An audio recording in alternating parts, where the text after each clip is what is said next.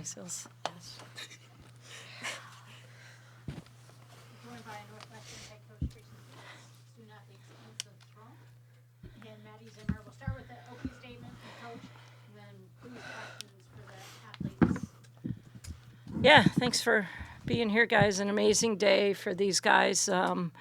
Again, I just want to say hats off first to the Duke staff for putting this show together. Everything was such a amazing experience, and all their staff did an amazing job with this whole tournament. So thanks to Duke.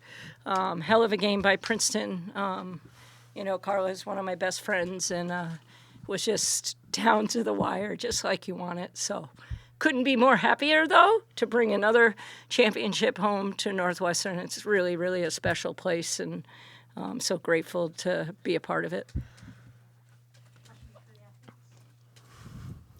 Ilse, when you see the ball hit the back on the game-winning goal, what's the first thing that runs through your mind?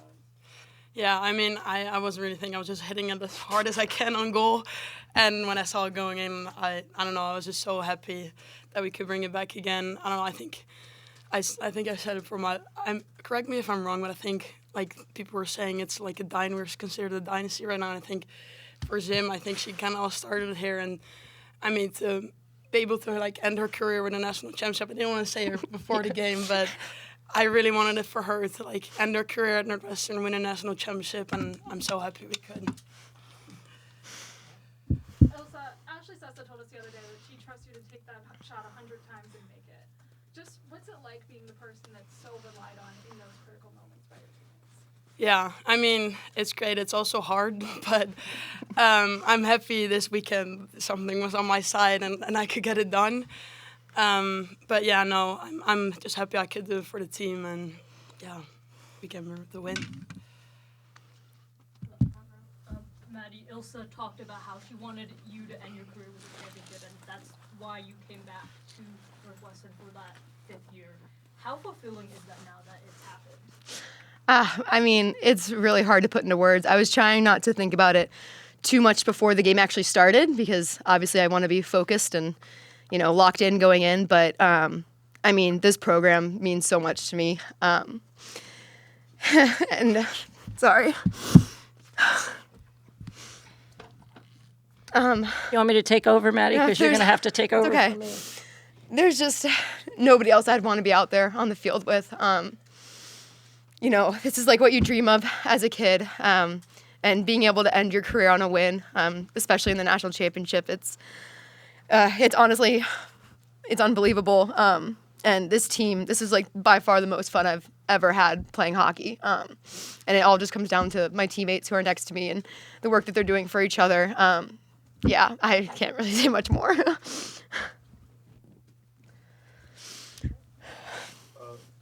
what do you hope your impact will be or has been on the program? I mean, I hope they keep coming out here and winning national championships.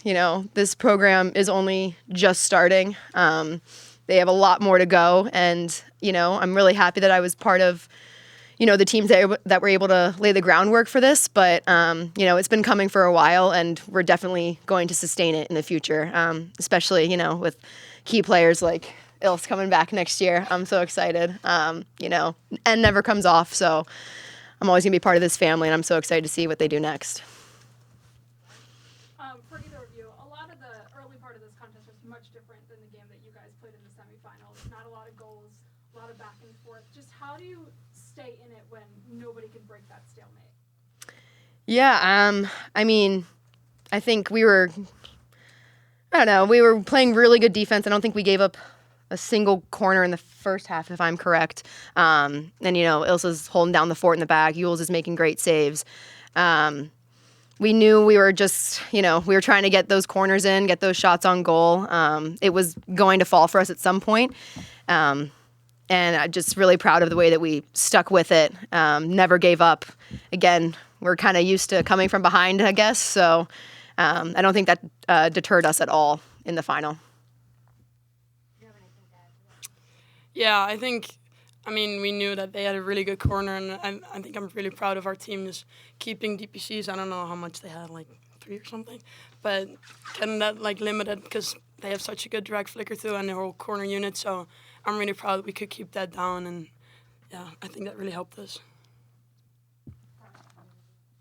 Maddie, how do the emotions right now compare to the emotions after your first 2 national championships? This is definitely the most emotional I've been. And yeah, part of it is that, my time in Northwestern's coming to an end. But, we were unseeded coming into this tournament. We were the underdogs, kind of surprisingly. And we had that chip on our shoulder. And I think being able to kind of have that edge and take that into each game that we were playing, we just wanted it even more. And yeah, I just I just can't really believe it. Ilse, you were the only player besides Juliana Bone to play all 70 minutes of the national championship. What do you have to say to that? Yeah, I mean, I kind of have an easier job. I don't have to run that much, so it's like, yeah, I don't know. It's just nice I think for me and you to like have that consistency and be there and just like being able to stay in the game. I think that really helps me, especially like, yeah, just being there. I think, yeah, it just helps me staying consistent. You guys can stay with your coach. You can go and shower. Did you go shower? I want to hear what Trey Dog has to say. Okay. You to listen to me cry. Coach, your defense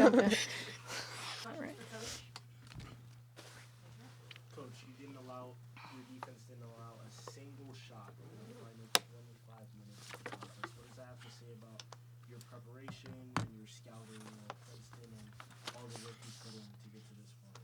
Yeah, I mean, defense starts with the forwards, and first I thought they did an amazing job putting pressure on Princeton and our midfielders sliding.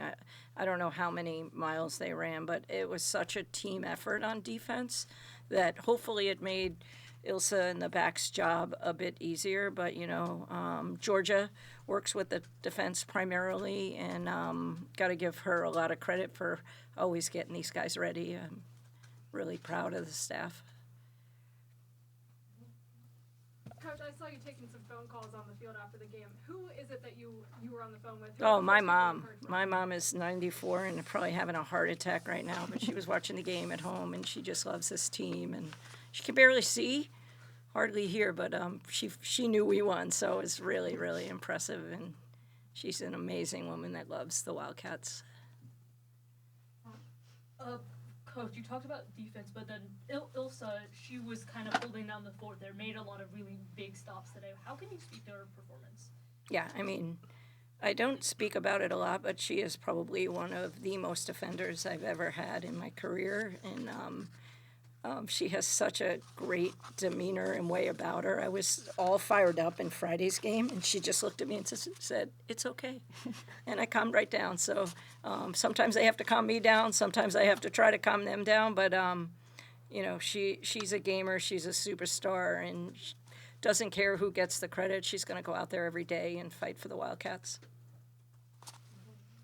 Coach, now that it's official, back-to-back, what does that mean to you when you hear it? Yeah, it's really special. It is so incredibly hard to get here. We've had great matches the whole way through with Yale, Miami, and UNC, and now Princeton. And, at some point the ball's going to roll in for a team, and I'm just so happy it rolled in or flicked in today for us. But, I think it means a lot for Northwestern. They support us so much. And these guys feel that, and to bring it home to them and to have all the staff from all the different sports to come today, including like academics and baseball, softball, golf, admin, like it was really special, and these guys felt it for sure. Coach, you mentioned that support from fellow coaches. The Northwestern's second national championship in a calendar year after golf. It's your second consecutive national championship. What does it mean to be part of this sort of golden age of Northwestern athletics where a lot of the teams are having unprecedented success? Yeah, I mean, tells you it's a great place to come and play hockey or any other sport, and you can win national championships. So if you're listening out there, consider us. You got to be, I was at M's national championship, and I've never been, maybe up until today, I've never been more stressed in my life over a golf match. But today was special. I was a little stressed, but I knew these guys we're so relentless and we're going to get the job done, and they did. Coach, the other day I overheard some UNC fans and they were saying, gosh, just don't give the ball to Maddie Zimmer. They kept saying it over and over and over again. Just what can you say about having a player like that, about Maddie's career here? All I'm saying on the bench is get the ball to Maddie Zimmer. So, no, I think Maddie is selfless. So there's been a lot of times this year where they just put somebody, one or two people on her, and the strategy for that is just to make space for your teammates, and she did that a lot today, which opened up Sessa and OBC, and that stuff gets overlooked in the score sheet, but makes a difference on the team. And Maddie will go down as the best player in our history, and probably in my opinion, Northwestern athletics overall. She'll be right up there in the top one or two athletes that have ever come through Northwestern, and couldn't be more proud of her. Don't ask another question about her because I'm not going to make it through it. Sure, perfect. Do it. Coach, on Friday, you talked about last time when you guys played Princeton, just the lack of being able to capitalize on those corners. Yeah. Today, you guys got the 2 goals on the corners. How do you feel like you've drilled that sentiment and that practice in getting those corner goals? Yeah, it took a while. I thought we were a little bit disheveled on our corners. We missed a couple. We weren't in the right spots on Friday. Today, even though we didn't score, I think, till the 7th, and I was thinking about this press conference going, they're going to ask about corners. But everything was on. Everybody was there. Their defense was playing well. So I knew if we just kept chipping away, and they ran a double fly at us, which is really hard to get the ball by them. And between Ilse and Maya, they both were able to do that. And so credit to their defense, but really happy that we were able to put a couple of home today. And, that first goal was actually slated for somebody else, and Kate got in really hard. And we always say, it's always coming to you. And so happy that she got to the spot and was able to tip that in.